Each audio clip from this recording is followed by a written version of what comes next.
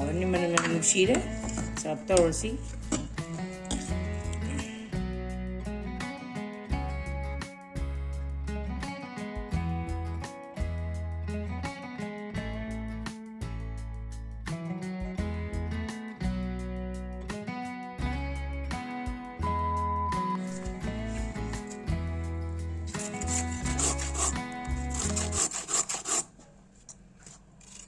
Pada phajana na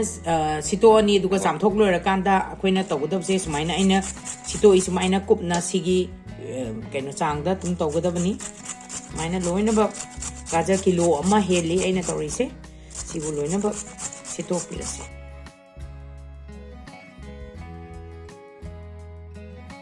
gi khara hape samasani gi hapaga gi gajar do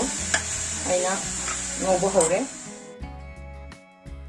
ngak sigi ngobo loira kanda si sangom liter ma hijale elaizi je khar sure duga du hapsala se elaizi se manam nushina ba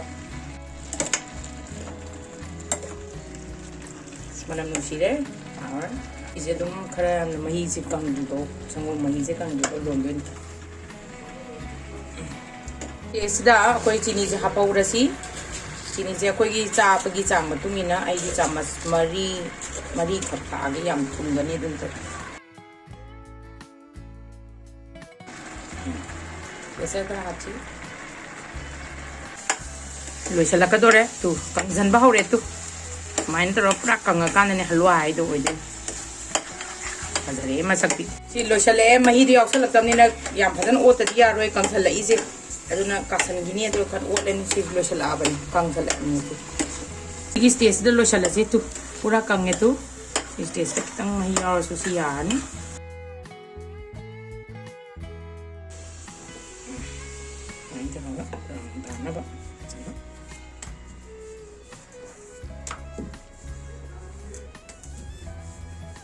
Ezi thau phajana sare aduga puri ta hosi hobo mai do medium flame da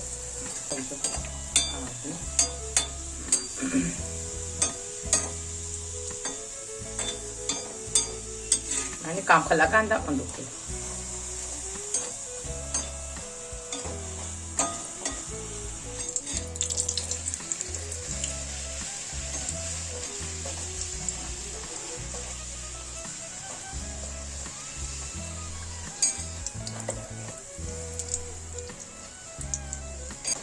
Dana kam khale to sumaina kam khakata me duga sumaina khara khabai thak dam ne ya dan mila ready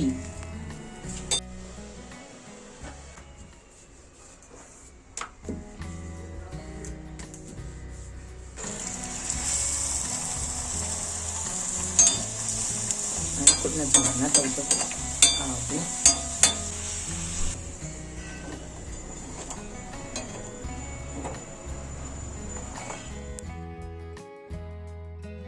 Sabta orsi